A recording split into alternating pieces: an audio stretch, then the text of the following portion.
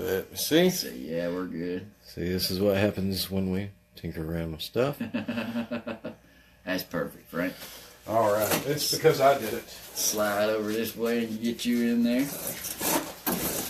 All right. So okay. Well, you know we're doing it again. Yeah, episode 17 this time. Hard to Excellent. believe. Awesome. I like that. So yeah, and you know we've got a lot to talk about tonight. It's going to be a great show for you. Whoa, Frank, hold up. Let's not get everybody all hyped up about a great show, okay? If you throw out there it's a great show, and you know, you got to think about what you're looking at here. You got two country boys sitting in a basement, 8 o'clock at night, Thursday, all geeked up on monsters, talking about their toys. I mean, so let's say good show. Well, when you say it like that. Let's just say good show. People come in with low expectations, so if we do good, it turns into a great show. So what we're saying is what you're saying is to set the bar low and hope for the best. Yes, set the bar low and go for some short-term goals at a better show later. See, we'll turn it on. Okay, it makes sense actually. That's the scary part. Okay, so welcome to Control Chaos Live tonight, episode number 17. We've got a good show in store for you tonight. Yes, we sure do. A mediocre show, not so great, not so bad. So it'll keep your attention for about 3 minutes, and then you can go back to your originally scheduled programming.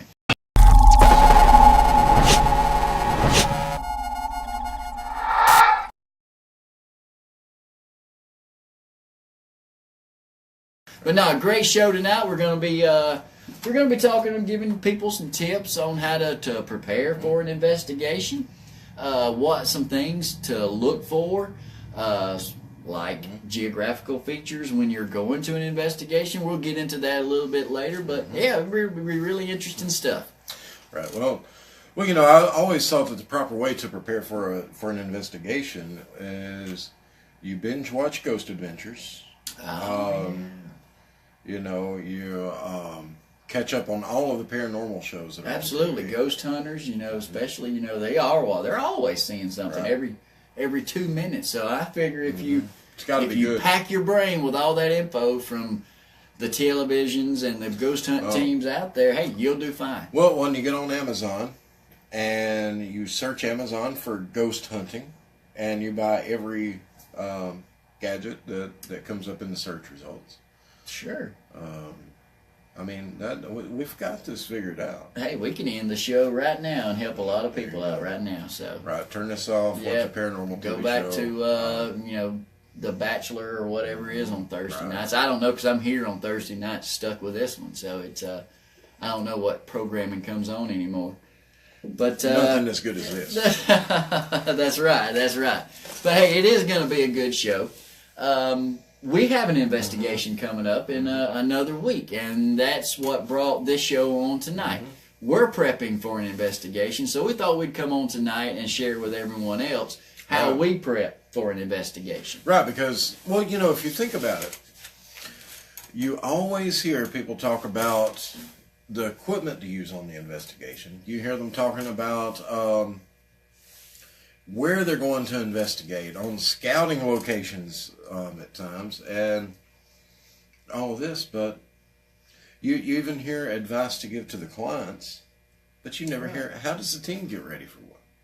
Because you don't just magically get in the car and go. Right. Some people do. Well, sure. Some people actually do. So then that's one of the things that you're going to run into. You're going to run into all kinds of complications when you go out there unprepared on an investigation. Trust us, we have been through that. And we wanted to come on tonight and give you some tips on how to be more prepared, how to be more professional when you arrive at the client's place. So one thing first and foremost. My cousin John's watching. Hey John, hey, thanks for tuning in, man. Yeah. First and foremost, you're going to want to make sure that you have learned everything about the place that you can. Now, that doesn't mean going on a paranormal website or ghost stories or whatever and looking at the legends for the place.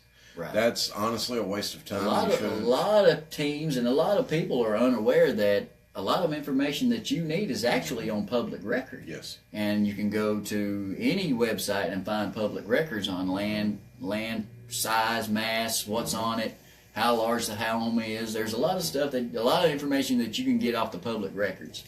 For sure, that will help you in your investigation. Well, and first, when you're doing this research, I'm going to go ahead and say that you should make friends with your local librarians. Absolutely, yes. That go ahead, be on their side, because they can help you so much when it comes to investigating a location, because they're the ones that they have access to any kind of books, any kind of newspaper articles, anything that has been archived is most likely in your local library.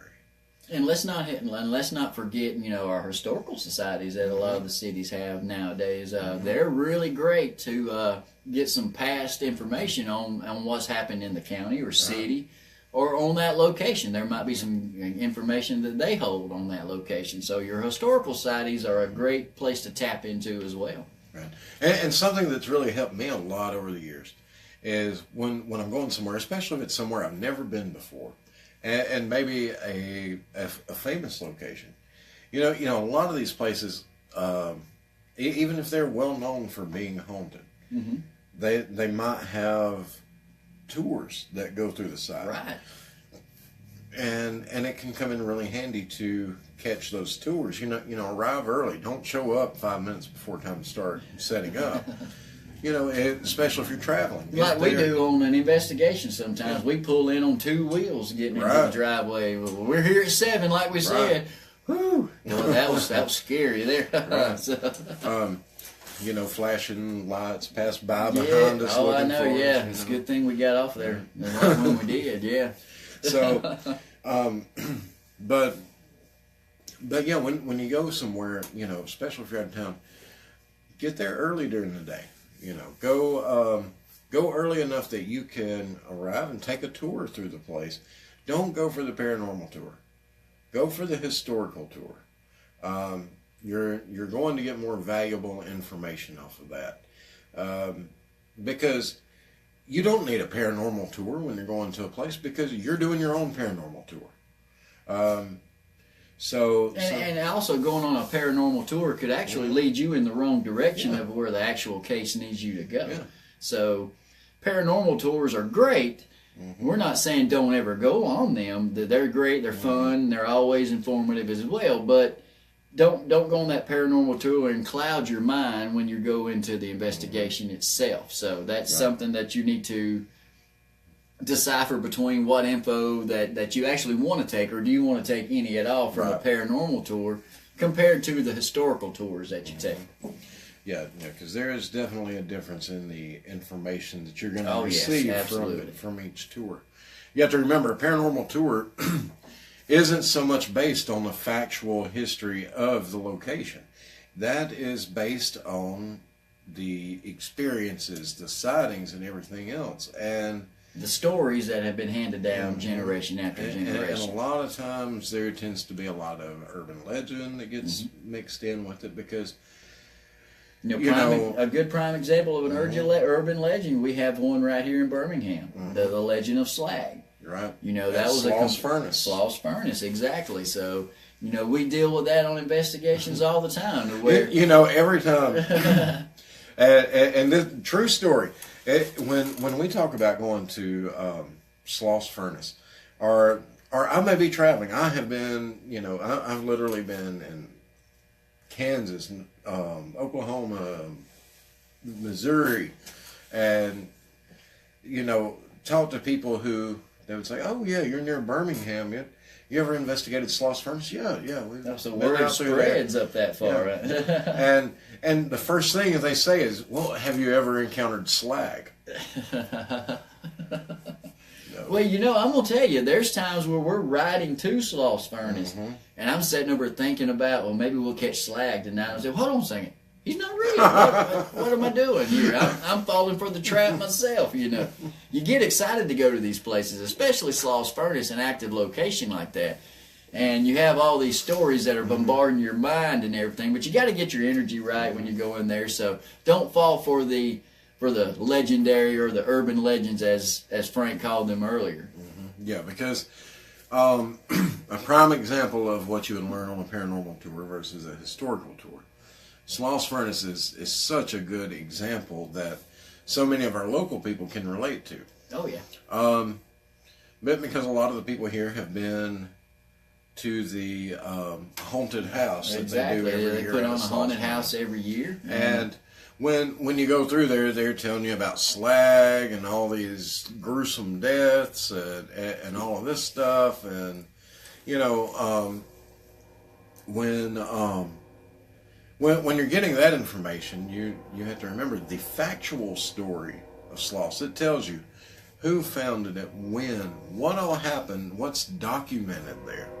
And you can always ask people, you know, when you're on one of these tours, well, you know, if they're not telling you about something, you can always fill in those gaps. You can say, hey, what happened here? Were there a lot of accidents? Or there's the old train. Yep, right. Sorry about that, everyone.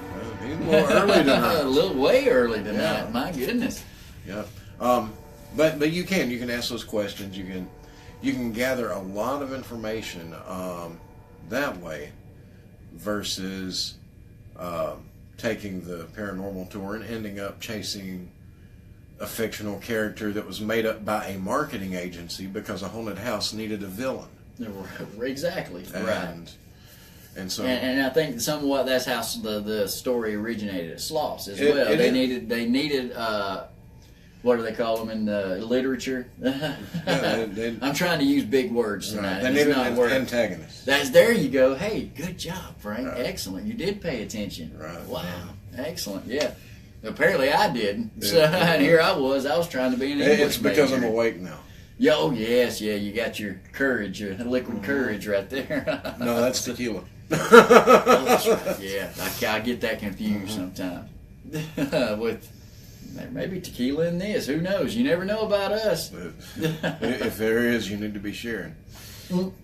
But yeah, the Sloss Furnace, prime example of how urban legend gets mixed in with reality a lot of times, and it fools a lot of teams. So you really need to do your research on the place that you're going to, so that way you don't fall into that trap as well. Right. Because that, but yeah, good historical tour. You know, go to the town early. You know, when you're going to investigate, look around. You know, don't be one of those people that travels across 5-6 states to go look at a motel room, drive 2 blocks over to the investigation, and drive back to the motel and go home.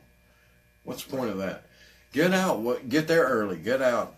See what's in the town. Because a lot of times what you'll find, especially if you're traveling or if you're checking out a place, is when you get into the downtown areas and the old parts of town, you'll see other things that are linked to the site that you're investigating. Right. You can get a lot of history that way. Museums. Museums are a great place for information. And a lot of times you'll go in there just to kill time and stumble across some very valuable information. Exactly. That is going to help you on the investigation. From the employees there, or just from tourists coming through there as well. Citizens that live in the town. You're going to get a lot of valuable information off of that too. Right. So not only that, but I mean, don't a lot of that applies more to bigger locations that are more well known, but the local museum's probably not going to have a lot of information on a private individual's house down the street, so you have to approach it a little differently. However, like I was saying at first, go to your library. Think of your librarians and buy them some, take them buy some muffins or donuts and coffee. Do something nice for them. Be on their good side, because they will be some of your best friends if you're doing an investigation. And if you're nice to them, they will actually help you look up some of this information, because they're curious as well, especially when they find out you're a paranormal team. Right. Talk about the ghost stories that come out of nowhere when people find out that you're actually there to do an investigation. Right. Right now. Well, you know, and I had to give a shout out to our librarians here in Pill City. Absolutely. I mean, they are yes. awesome. They are awesome. They really are. I haven't been able to talk them into coming on an investigation with us yet. But we're gonna get them by George. Yeah. We're almost there. Right. But they are awesome. You know, your county tax assessor's office. That can be very, very handy to look up your records of, you know, who's owned the property. You can see the deeds because this stuff is public record. Right. You don't have to go to some website and spend a ton of money for them to tell you what may or may not be online. Depending on a lot of times, if you're looking at a more rural location, that county may have never uploaded their records to begin with. And you're sitting there spending money for things that don't even exist, and you're thinking, right. well, there's no information, and it's not online. You have to always remember that the internet does not contain all of the information. Everything, right? That don't be afraid to go in there and sit in a musty smelling room full of old papers and books that, you know, date back 100 years. That's right, slideshows right, and all that. The microfiche. So, But yeah, talk to your county tax assessor. If you got a historical society, you know, talk to them. Don't be timid and don't be afraid to tell them why you're looking into it. Right. Now keep in mind. Now I will put this disclaimer out there. If it's a private case, if it's a client, they want to keep it confidential. Now you do need to respect that. Absolutely. And in a case like that, yeah, you don't want to go, just telling some random stranger that you're investigating this address for ghost in the closet. Right. You definitely don't want to make your client uncomfortable whatsoever with you coming over there. And a lot of people do that. Do tell us that. We don't want to disclose our location. Right. One, because they don't want to be bombarded with hundreds of other ghost hunting teams wanting to come over there. They've done their research and they've picked the best team that they thought would come out and do an investigation for them. So the privacy of the client is number one, first of all, for sure. So you definitely don't want to give that up to anybody, because if it ever gets out, then your team reputation is going to be damaged, and you'll probably never get another call back from that area for sure. Because word gets out quick. Word gets out fast, and with social media, it gets out even faster. So you really have to be diligent in what you do. You're right. And I'll say this: you can have a really good, really good stand-up team, and you're still going to catch enough flack as it is. Oh yeah, absolutely. So you don't have to really do anything to damage that reputation. So you just make sure that your stuff is squared away. That way you don't, make sure that when somebody's talking bad about you, make sure that it's wrong. Absolutely, yes. Now, don't back down from them. Stand your ground, because you're going to get people that's going to follow your page or whatever that's going to just dog everything you put up there. And, Well, that's like we've got a couple of people that the only reason they follow our YouTube is to dislike everything that we post. and it's two people, because just about every video we post will have 2 dislikes. But yet they take the time to go to our page and go to our video just to dislike it. I bet they watch it too. Deep down, they really like us. And you're going to have people like that. You're going to have people. When we first got started, we actually had to deal with a website that was actually going around tagging teams that was putting out fake evidence. And we posted a picture on Facebook from a phone app. And the disclaimer at the top even said, this was taken from a phone app. Look what we caught. Ha, ha, ha. Oh, my goodness. And within 2 hours, we were the fakest team ever to show up out there, So, and we really had to fight that. So, and it takes some time, and it's aggravating, but it's worth it when you finally do prove it and they go away. Most of the time, those little groups like that don't last very long, because, one, they can't find a team to be part of anyway, and if they're together, they're going to be so much infighting anyway. So, most of the time is just people that are looking to start drama. So, right. And I mean, not that there's ever been any drama in the paranormal community. No.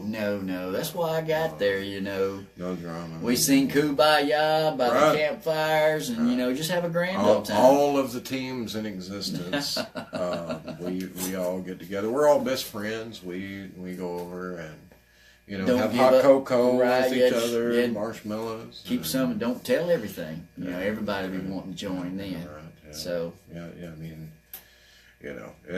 But no. The interpretive dance part of the community is great. We like that. So well, we'll just say there's a very good reason that you see us doing joint investigations with very few teams, and why we're so selective about who ends up becoming a team member. I think they're more selective of us. Frankie. It's not them. Hey, come on, we don't want them. Don't call C.A.S.P.I.R. Lord, keep them at home. But no, it is. You really have to be selective of who you choose to investigate with. Right, because and that's a whole different story. You see, it really is. We weren't even going to talk about that tonight. Right. I know that's, but you really have to be careful because you have somebody that say, hey, I want to join your team. Fine, okay. You don't do any checking on it. Next thing you know, they're out there with, shaking a homemade ritual stick with feathers and beads on it, and your clients' daughters posting Nord pictures and everything else, and saying we're C.A.S.P.I.R. Or all of a sudden he walks out of the house with pocketfuls of quarters. He didn't walk in with a pocket full of quarters. He didn't jingling his way in there. So apparently he found the piggy bank in the daughter's room back there. And now you got that to explain. So it's so you really have to be careful. But on the investigation prep, something that you really need to, and I know a lot of people aren't as much into the scientific side of things as I am. However, you can't ignore it. Science is how your doctor treats your cold. It's how you get power to your house. It's how your food doesn't spoil in 2 days. It's almost in every aspect of your life. You think about it. So right, and so I mean, there is no avoiding it. You just need to suck it up and be willing to have those scientific considerations, because it is very important in the paranormal.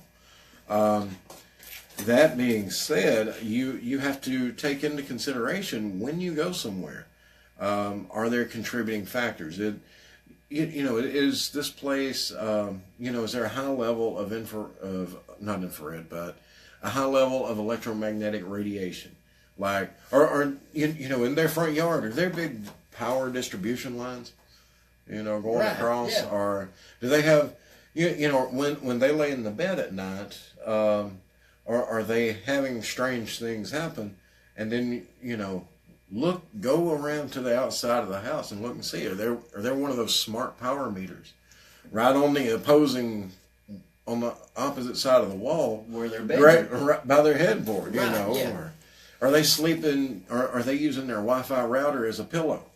We've had a case that way before. I mean, we've never seen EMF readings this high before in any investigation, and this lady was always feeling uneasy and nauseous at times, and she come to find out she was just sensitive to, the EMF that was floating around in the house. So it was really affecting her in a weird way.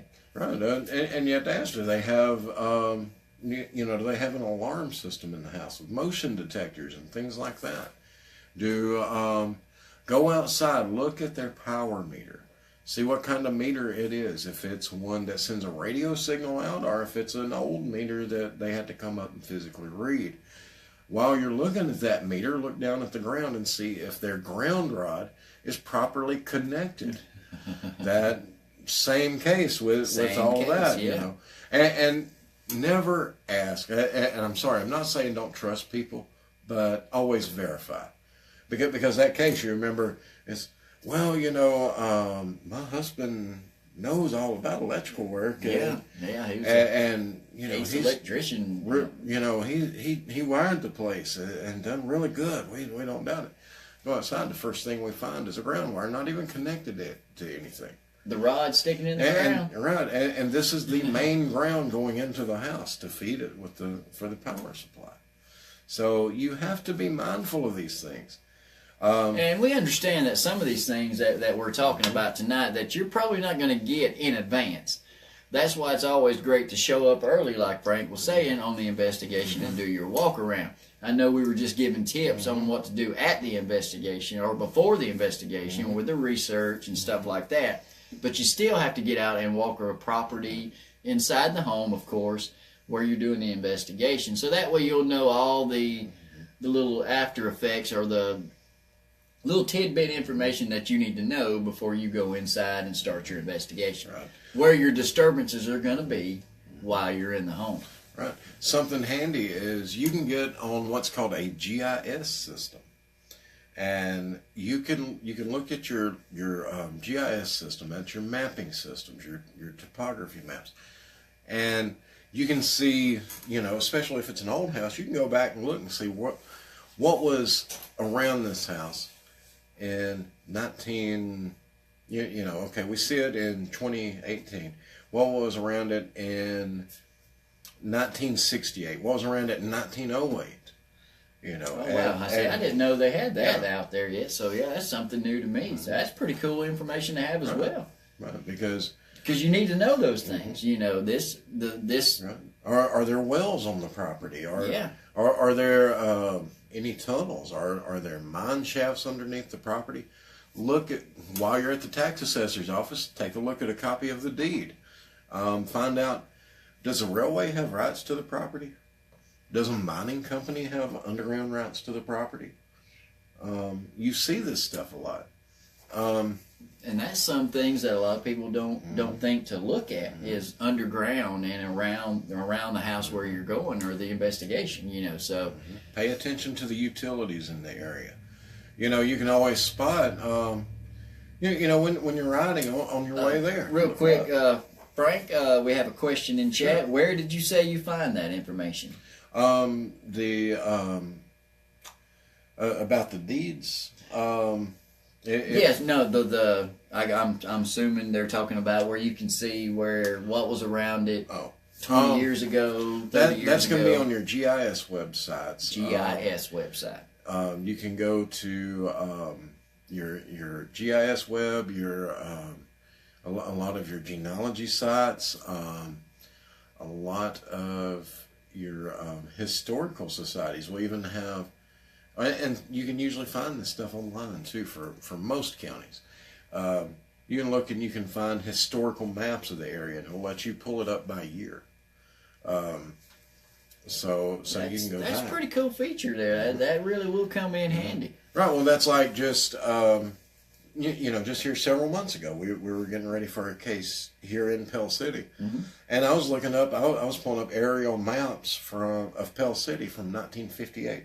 I know, and it's crazy how much it has changed over the years. I mean, you wouldn't believe that in just 30 years how a city can transform itself. So there's a lot of variables when you are looking into a place like that you have to take into consideration. And real quick, just give a shout out to Sarah. She was watching. Heather Applin, went to school with her down in Paxton. Hey, thanks for watching, Heather. Laura, of course, she's with us tonight. Laura, thanks for joining. I think everybody's finally woke up. Right. To say, hey, wait a minute, Control Chaos Live is on. It's 8 o'clock. We got to get to the show here. We're starting to get a little people in chat now. Right, so next week set those alarms. And of course, Jennifer, my wife Jennifer, my lovely wife Jennifer, she is watching. So glad to have everyone, watching us and our madness. Yes. And they're actually coming in. As you missed it earlier, I said, just a couple country boys geeked up on monsters, talking about the toys they have. So, that's what you're in for tonight. Right. I mean, what could be better than that, right? No kidding, yeah. Geeked up monsters and coffee and talking about your toys. Yep. Sounds just absolutely amazing. So... Okay, Jennifer says she's driving. Don't talk to her right now. Okay, I apologize, sweetie. I'll see you in just a little while.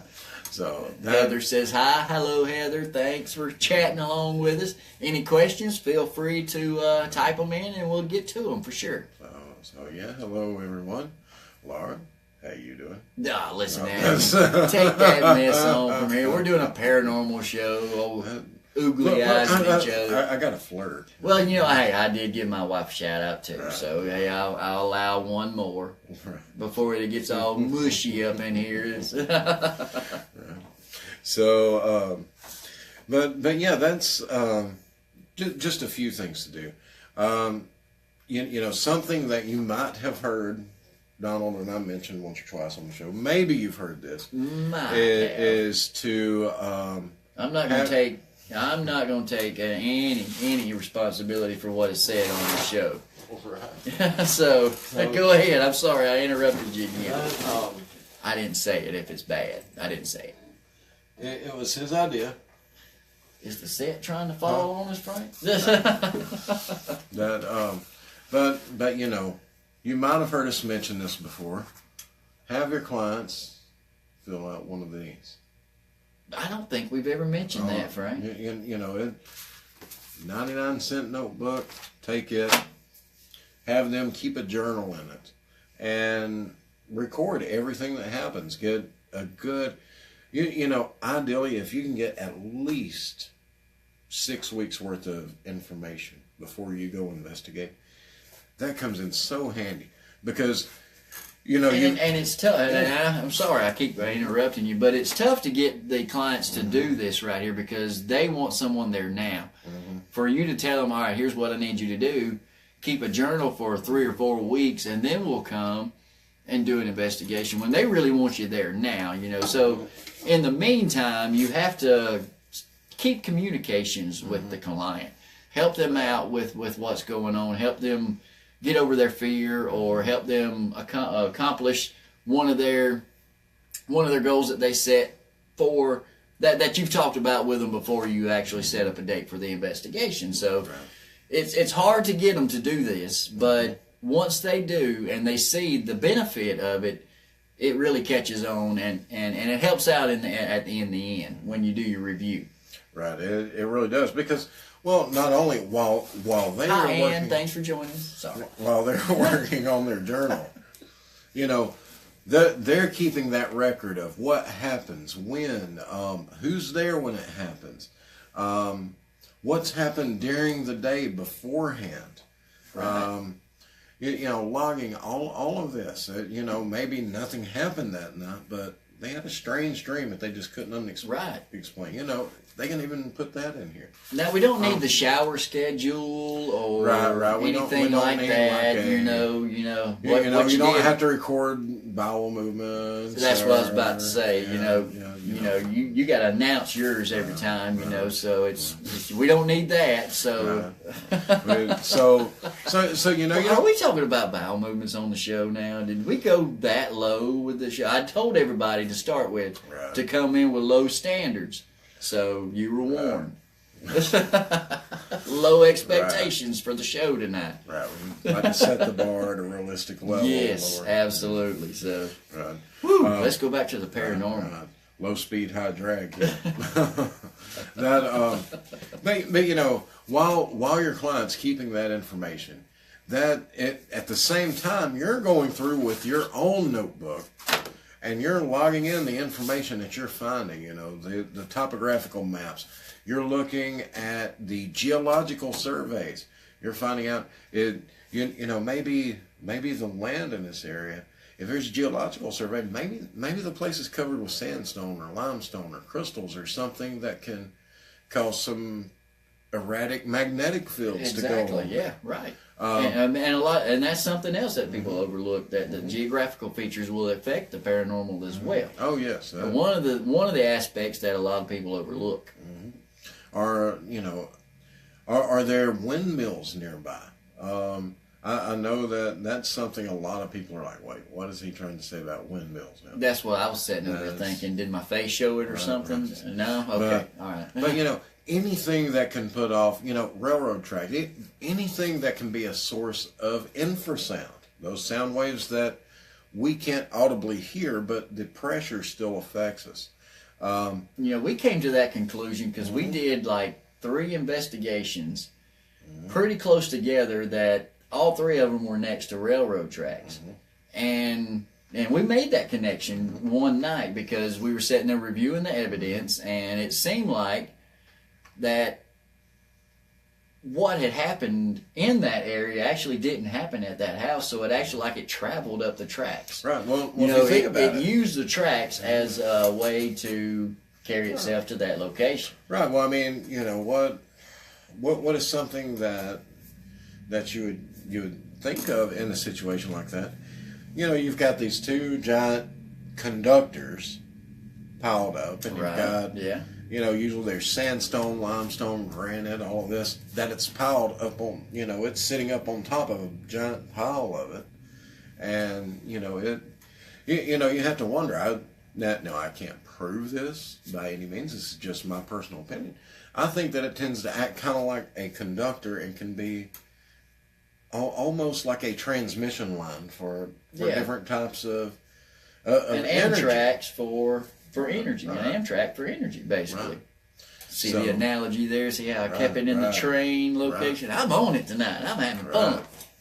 Right. So, I even used 2 big words earlier. Everybody missed it, though. I can't remember what they were. We'll bleep it out. But yeah, it really was. And it was interesting because it seemed like when we did the investigations around the railroad tracks that we seemed to get more clearer EVPs, more powerful, messages or movements or something like that when we were around the railroad tracks. Right. It really makes you wonder, but in theory, of course. Now, this is nothing that we proved, but this is something that bounced around along in there, and I actually caught a hold of an idea and was actually to put one together. So it stuck, kind of halfway out. Right. So. But you want to keep track of all of that. You want to keep track of in here. Have you found out about there ever being any kind of railroad tunnels near the property or railroad tracks, or are there water?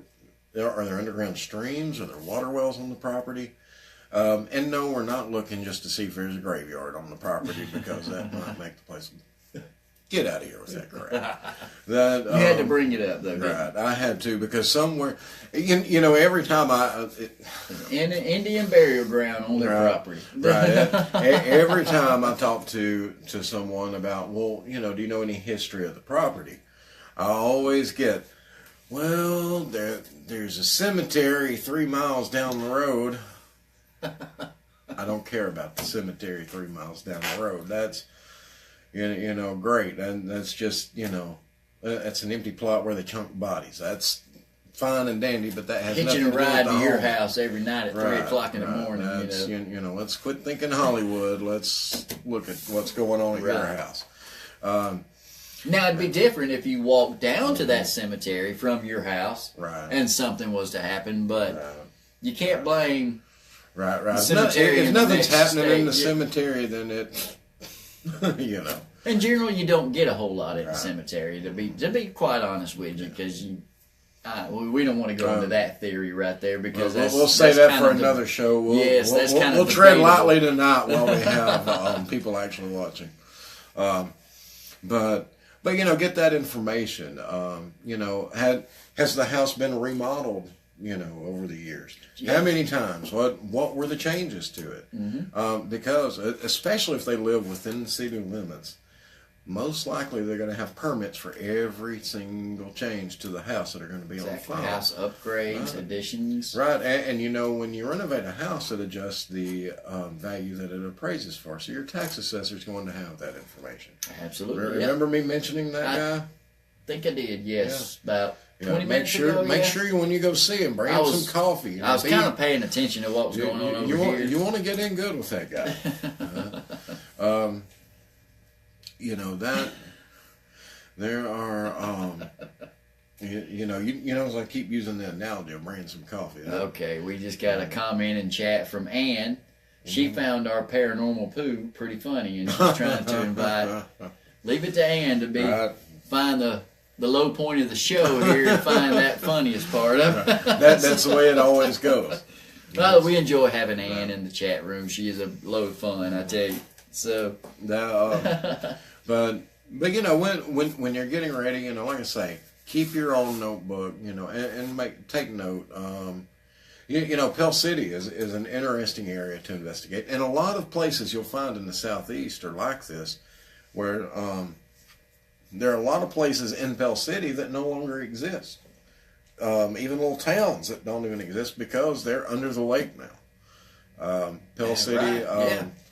you know, Pell City's right on Lake Logan Martin, and you know, it used to just the Coosa River used to go through Pell City, and that was it. You know, it was just a tiny, at its widest point, you know, about 3/4 of a mile across. And, you know, now there's, you know, big lake here and all of that. Well, the lake wasn't here until 1965, 65, 66, somewhere in there. So there were buildings moved, cemeteries moved, a lot of buildings torn down, roads moved. In a lot of places, a lot of them, they just leave standing buildings and just flood the area. So, you know, it's not necessarily tore them down, but just covered them up pretty much. Let the community know, say, hey, we're fixing to open the gates. Right. You got 2 weeks to get out. So, you know, like, oh, brother, where art thou? Right. You know, they looked up the hill and here come the water. Yeah, and you know, yeah, especially some of your older man-made lakes like that. Right. And you know, there's some crazy stuff. But that information can be important, you know, because that we'll take C.A.S.P.I.R Dam in Tennessee. You know, they buried, you know, they covered up a children's cemetery there, and it seems that some of the people there have caught apparitions and EVPs of children in that place. So, you know, a good example of that right there. So, but you know, but knowing the area is what I'm trying to say. Right. Sorry. you just need to know.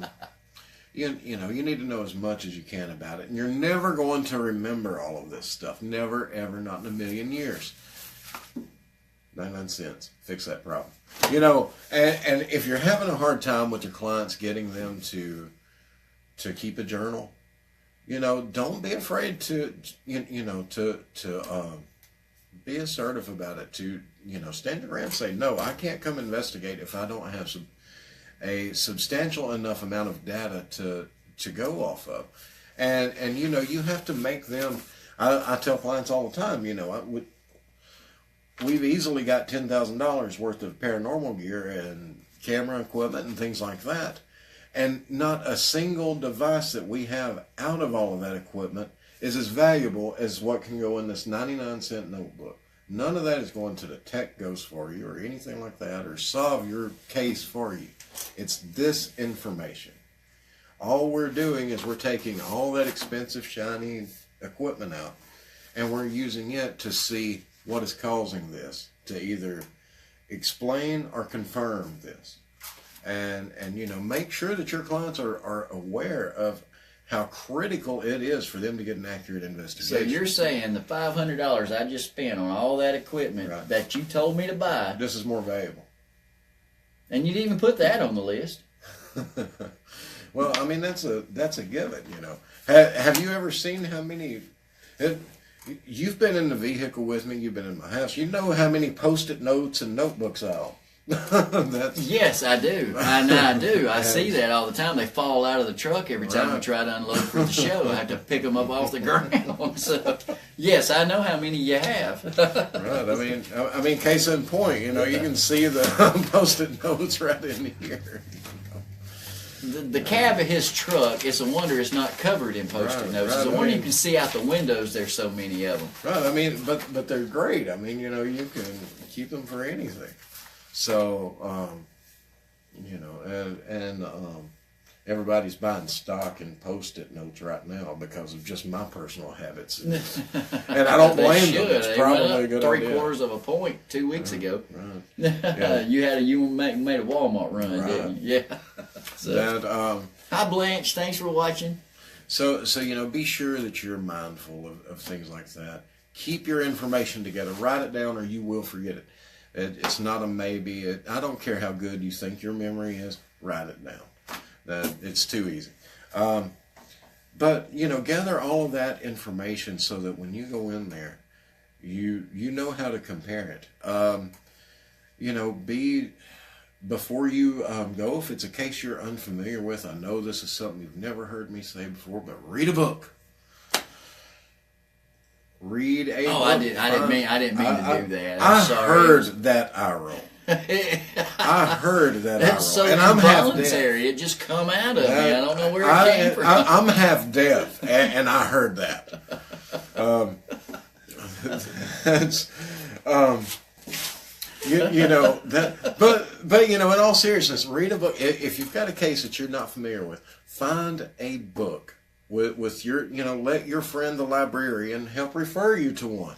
Absolutely. That's your friend the librarian can help you find a good one, but find a book that. Don't find one that's, don't find scary stories to tell in the dark to do research for a paranormal case. Just don't do that crap. Find one that's written preferably with someone who has the letters P.H.D. behind their name. And someone that is, you want something that's linked to some type of credible academic research. You don't want something where somebody, decided to try and write their own science book that, just threw a bunch of spaghetti against the wall to see what would stick and wrote it down. Yeah. Jennifer says reading is fundamental. Yeah, those really are some is. fundamentals that wasn't in my DNA. Y'all see what I have to deal with here? I sit here and I do a show with you every Thursday night. That's like reading a book. I mean, you sit here and you talk and you talk, and I'm like a sponge over here. So I really don't need to read a book. I can just listen to you. It's like having you on tape in my car, riding back to the house. Every Thursday night, I get a lesson. But what if I'm not remembering what was in the book correctly and I'm telling you wrong? Well, then me and you both are going to be wrong. Me and you both are going to stand there and look like a fool, I guess. That's why you've got to read the book. Right. I agree. Hey, I agree. It's like pulling teeth with me to get to read a book. Frank, he's given me a stack of these things, and he asked me, hey, did you get into that book the other day? I said, yeah, I did. I think I'm on page 2 now. I started it 3 weeks ago. I read the table of contents. Yeah, I did. I read the index. Right. Last night I knocked that title page right out.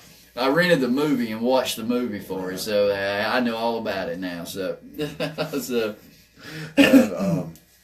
but hey, we've given a lot of tips on the research you do on the location. Mm-hmm. What are some of the things that you need to do equipment wise? What are some of the preparations that we need to do and people that out there watching need to do when they go on their investigation equipment wise? Grab the first thing you'll want to do is grab a big box. And rake all of your equipment. Just grab it, rake it off in the box, and run out the door and go. Wait like 5 minutes before you leave. Just do it that way, and you're good, right? So kind of in a chaotic, Right. The faster you're having to run to get out on time, the better. Right. Yeah. Drop a couple things on your way out. Yeah. Great. It's great. That's the way to do it. That's the way we recommend. And I'm not saying that's your way, but that's the way we do it. Just grab and go. So no planning whatsoever. Right. So. We're lying. He's lying again. Yeah. He's trying to be funny.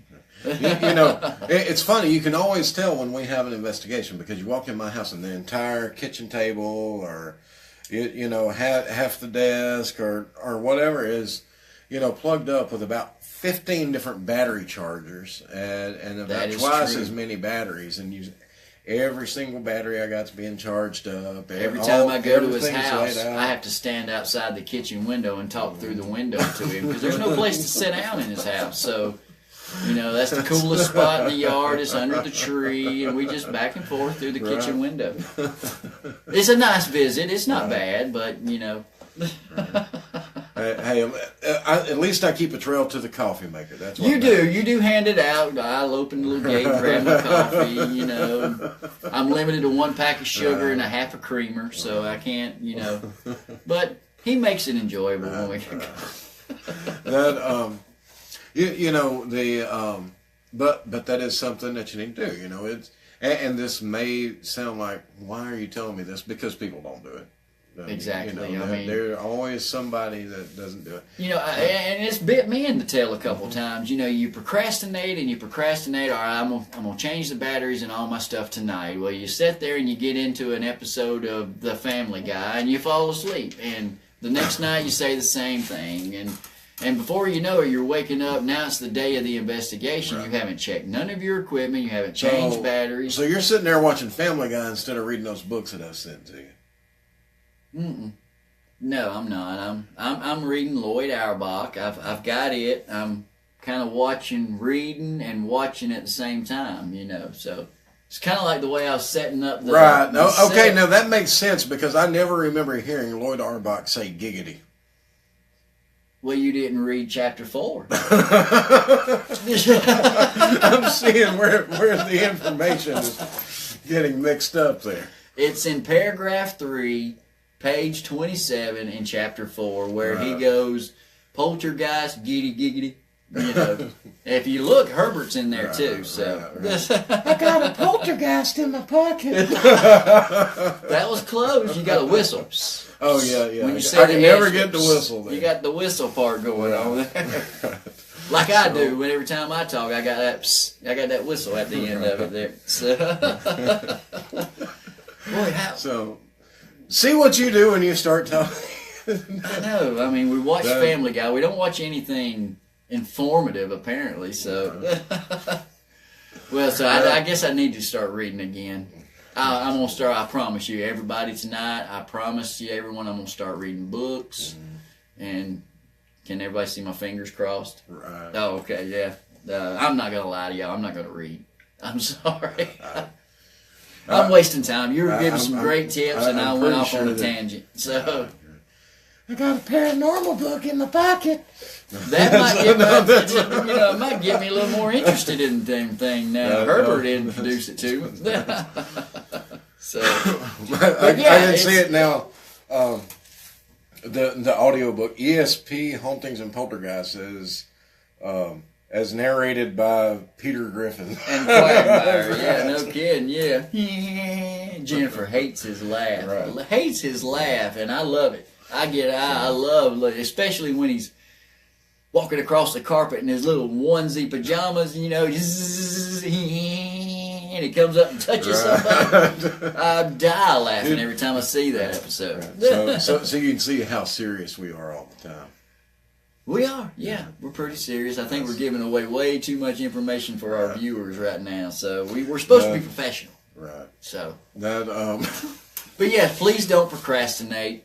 I would say a week before, at least a week before, pull your equipment out, turn all the lights off around the house, check out your equipment, make sure your infrared still works great, put new batteries in them, charge your power packs. Jennifer got sick and tired of me testing the equipment when we were going on the last investigation because I'd walk around every night turning the lights out, you know, running up to her going, hey, look at this, babe, look how cool that looks. And she's like, yeah, it's the wall, you know, it's pink. And, you know, I'm trying to balance the checkbook. Can you turn the lights back on, please? You know, so... you know, I have no problem whatsoever imagining this scene unfolding, and I can see this. And she says she limits me to one room now. That's my ghost hunting equipment room right over there. Leave me out of it. You know, play with your toys over there somewhere. Right. So, but yes, please don't procrastinate. Test out your stuff. It will save you a lot of time and aggravation when you get there. Well, and not to mention, you know, batteries lose charge over time. You know, go through those SD cards. Make sure that, make sure you've pulled all the investigation information from your last one off. You know, whether you store it in the cloud, store it on your computer, whatever. But make sure that card's formatted and ready to go. Because I'm going to tell you, from experience, there is nothing more frustrating than recording you're shooting video 5 minutes into an investigation, all of a sudden it says memory card full. And you find out that, you know, you've got your past 2 investigations on there. Right. Grandma's birthday. Right. Your trip to the beach. Right. You know, Frank's trips to the beach. You know, so that's... that's not what we want to download Right. and review. You know, him and his Speedo out in Panama City. You know, supposed to be evidence in our file, but how those pictures got in there, I don't know. I think it was installed purposely. Not So- me. Not me. So, That you know, you want to do simple things like that, but something that a lot of people don't think about is how often do you clean your equipment? well, yeah, absolutely, You know. yeah. You think you're done with it, throw it in the bag and be done, yeah. Right. Well, you know, something that you need to do, and this really isn't preparing for the next investigation as much, but you know, when you get back from your investigation, you need to take all that equipment out. You need to disconnect batteries. Make sure that none of batteries, especially your alkaline batteries, your standard, or you know, batteries that you buy in the store, the disposables, those things will leak. They will. There's nothing worse than having a nice fancy piece of equipment there, and you pull the battery compartment off, and it's covered in gook and ruined. So, you And know, it has happened. It really has happened on our investigations. And these are some of the things that you can actually prevent just by doing a little preventive maintenance on the equipment after every investigation. No different than when you go fishing in salt water and you're a freshwater fisherman. Right. When you get back from home, you wash all the salt water off because it'll start rusting up all the components inside. it will rust your stuff. So, you know, it's no different than that, or washing your car after mud ride. I don't know, get all the mud out of your disc brakes so you're not having to change them out. You know, just preventive maintenance on the stuff will make it last a lot longer. Yeah, and it's too quick and easy to, when you get home, pull the battery, you know, take the equipment out of the bags, clean it off, wipe it down. Dust is the natural enemy of electronics. So, you know, you want to, you know, dust it, clean it, and take the batteries out, and then put it back in that protective case, and, you know, put it all together where you have it ready to go. That way, the next time, keep in mind, batteries do lose charge when stored over time. Exactly. They sure will. So that way, when it comes time for the next investigation, all you're doing is pulling everything out, topping those charges off, Right. and then you're packed up and ready. Absolutely. Yeah. And these are just a few tips. I've just heard my watch beep. Yeah, it says it's been an hour. Wow. And hey, we still got people watching us after an hour. I was surprised. They are especially gluttons after you for talking. punishment. They were, yeah, because, I mean, we could start talking about your bowel movements again. Right. I mean, I'm sure Well, one person I know will enjoy that conversation if she's still in the chat room here. You know, and, you know, we let her tag along. We like her. You know, we like her. We enjoy her company and everything, but she will jump out there on you from time to time. So, you know, it's definitely there's a lot of things that we could cover. That It really is, we yeah. could talk about this stuff for another 3 hours. You want to do that? no, I really don't. Frank, an hour a week with you. Then next weekend, we've got the investigation I've got to spend with you all that time. And, you know, we're pushing the limits now. We went over an hour and 20 minutes last show. And about nearly, you know, had nightmares for 2 nights spending the extra 20 minutes with you. So You see these lies he tells. Lies. they're not lies. But you know, the main thing is, you know, get as much information as you can. Don't only get information about the location. Get as much information as you can about your client. You know, you need to really know what their situation is. Are they under a lot of stress? Or how are they healthy? Are they healthy physically? Are they healthy mentally and emotionally? I mean, all of these are important factors that you need to know.